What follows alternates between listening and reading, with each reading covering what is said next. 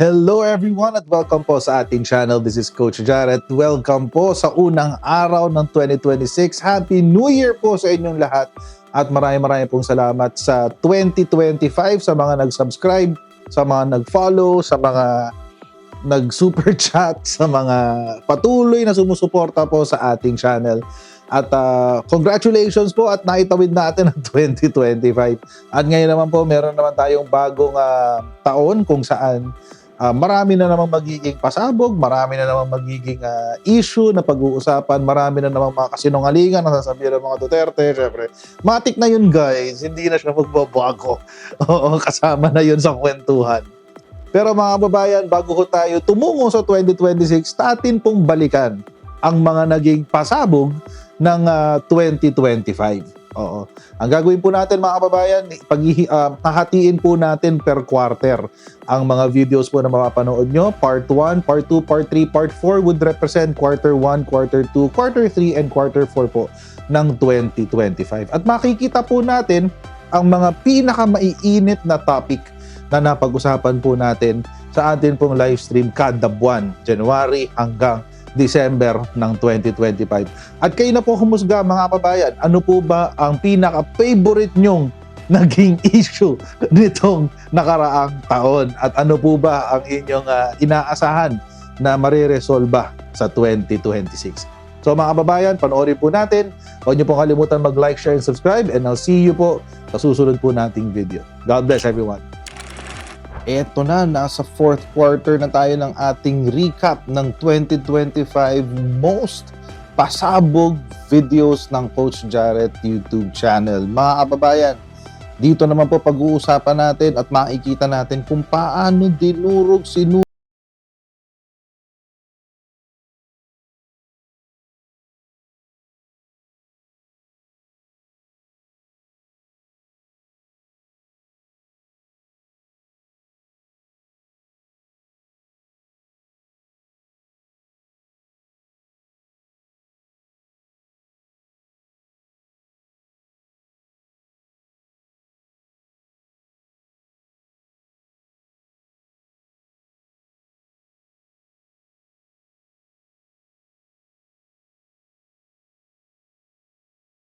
Chavit Singson na parang uod na inasnan. Hindi siya mapakali eh. Galaw siya ng galaw na gano'n, no? Konti na lang, ano na siya eh. Stevie Wonder. Ikaw na lang, Stevie Wonder, gumagan siya. Parang uod na inasnan eh. Okay, panoorin natin guys. Meanwhile, a construction company owned by the family of former Ilocos Sur Governor Chavit Singson has been identified as the contractor of an unfinished diversion road in the province. According to DPWH records, the project was awarded to Satrap Construction back in 2017 and it's been allotted 577 million pesos. We have with us now former Ilocos Sur Governor Chavit Singson. Good morning to you, sir. Delikado to si Chavit. Alam niyo kung bakit? Kasi ang nagsabi nitong yung project na to, DPWH. Yari ka, Chavit. Anyway, tuloy. Sino ang kami? Sino ang kami? Bibigyan ang construction company po ninyo or ang probinsya? Ang gobyerno magbibigay ng national government magbibigay. Walang pondo. Ang pondo. So ang tanong ko, sir, Kanina ibibigay. nakita nyo naman kung paano mag-insert ang mga congressman ng pondo para tapusin ang kanilang pet projects, no, whether ghost or real, sa kanilang distrito. Anong sinabi po ng congressman ninyo? Bakit hindi daw po natapos yung bypass road? Sinanong ko na, isang daan lang daw ang binigay. Isang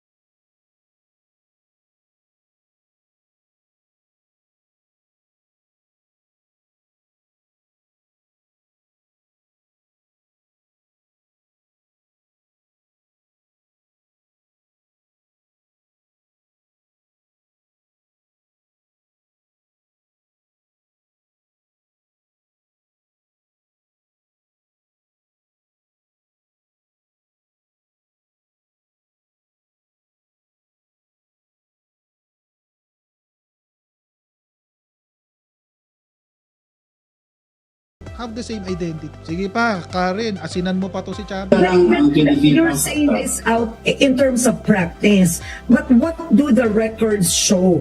Kasi what you're saying is in terms of practice, sa kanila na yan, kung anong kitain dyan, sa mga tao mo na yan.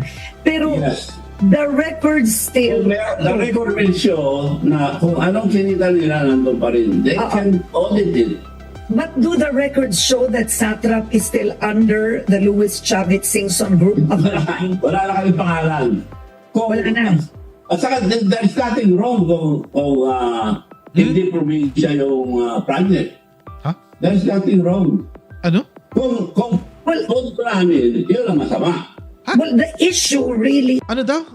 Walang masama kung hindi ano? still under the Louis Chavit Singson group. Wala na kami pangalan. Wala na. At saka, there's nothing wrong kung hindi probinsya yung project. There's nothing wrong. Kung namin, yun ang masama. Well, the Hindi ko issue naiintindihan. really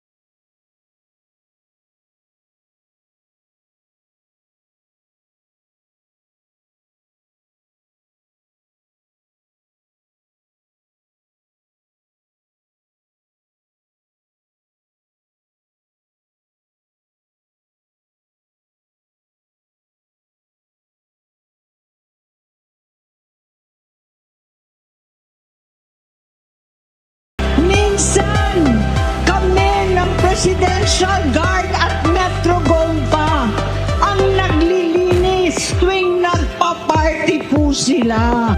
Nabuhay kaming magkakapatid sa ibang bansa. Kami-kami lang.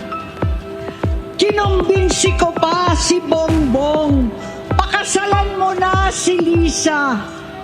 Naisip ko noon, kapag nag-asawa siya, malalagay na sa tahimik at magkakaroon ng direksyon. Ang laki ng pagkakamali ko. Mas lumala ang kanyang pagkalulong sa droga. Parehas pala silang mag-asawa noong 2016. Kasabay ng kampanya ni dating Pangulong Duterte laban sa droga. Lumabas ang pangalan ni Bongbong sa listahan. Ng PIDEA Leaks.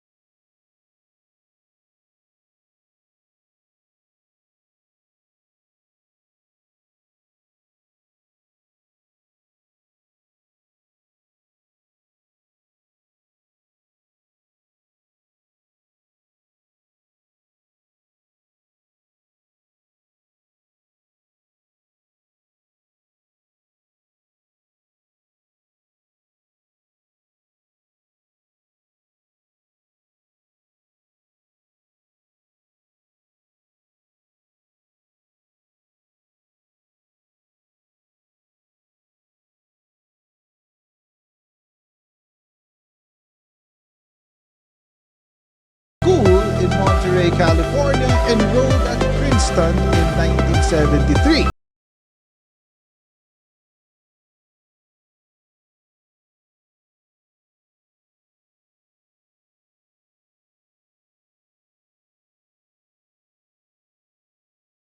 This factory, she never graduated. Uy! Hindi ka pa rin nakagraduate ng Princeton.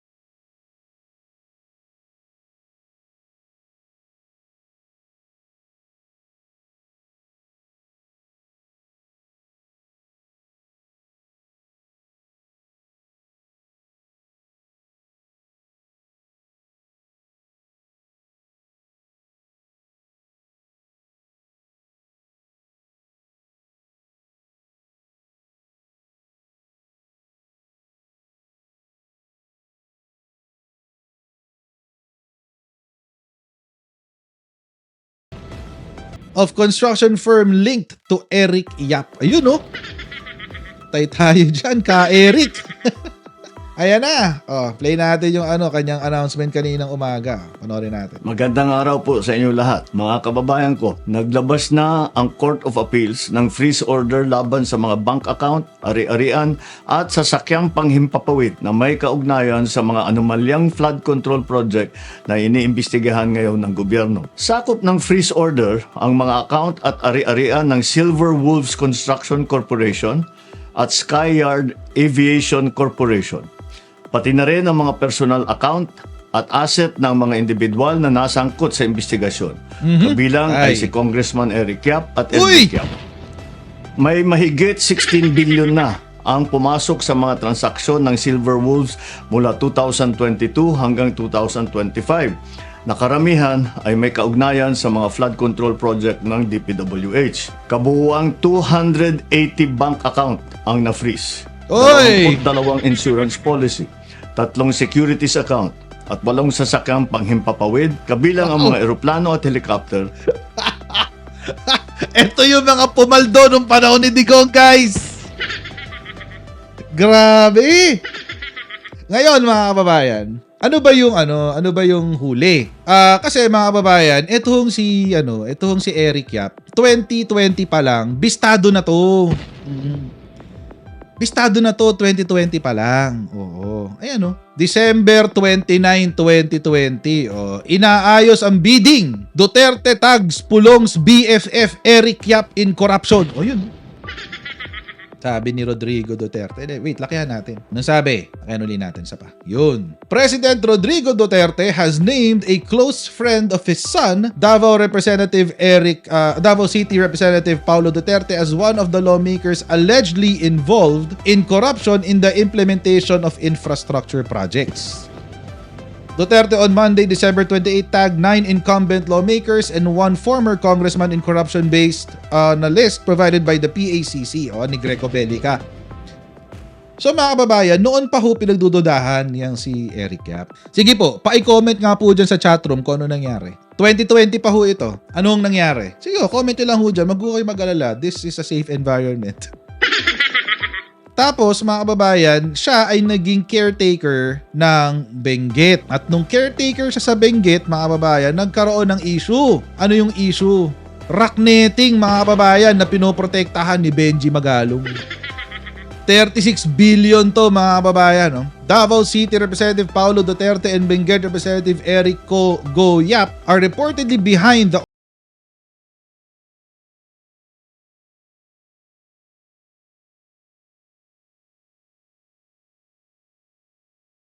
pareho, hindi pwedeng si Eric Yap lang. Kasi partners in crime sila, guys eh. Kaya sinabi ko ho kanina, parang kulang pa yung 16 billion ng 20 billion. Kasi dun sa rocknetting pa lang, 31 billion na agad. At dahil appropriations chair etong si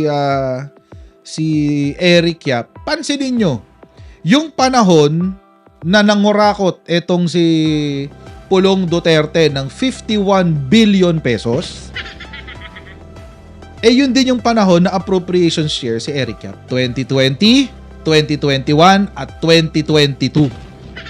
Yun din yung same period, mga kababayan. 2020, 2021, 2022, umabot ng 51 billion pesos ang flood control budget ng Davao City 1st District. Diba? December 1, 2024. House Speaker. 2. House Speaker Boji. Dear Speaker, greetings from the 1st District of Davao City. This is to request for a travel clearance for my upcoming travel. Travel na naman. Babiyahin na naman siya! Saan? Papunta? Hong Kong, China, Malaysia, Indonesia, South Korea, Japan, Vietnam, Cambodia, US, Australia, UK, Netherlands, Germany, France, Belgium, Italy, and Singapore. Wow! Napakarami namang ikot nito para magtago ng pera, Pulong. Oo, ginawa na niya to noon eh. So inunahan niya, mga kababayan. Inunahan niya ng pagtatago yung kaso. Kasi naalala ko, nung si Pulong ay nag-respond, nung nag-respond siya, mga kababayan, nasa ano na siya eh, nasa Hague na siya. So baka natunugan niya, nakakasuhan na siya ng physical injuries. Nagtago muna siya sa nag-world tour muna siya. So ito yung first time. Tapos ngayon, dahil kinasuhan na yung kanyang best friend na si Eric Yap, baka natunugan din niya, nag-request na siya for the second time. Diba? Ay, tatlo pala. Magbabakasyon siya, or magtatago siya as a person, or may itatago siya na property.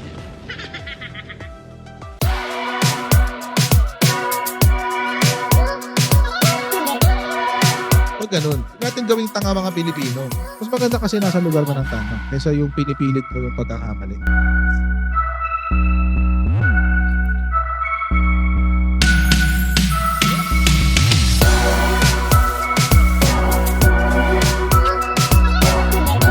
Are they willing to go that far? Hindi makakalimutan ng Pilipino yan hanggat di nasasagot.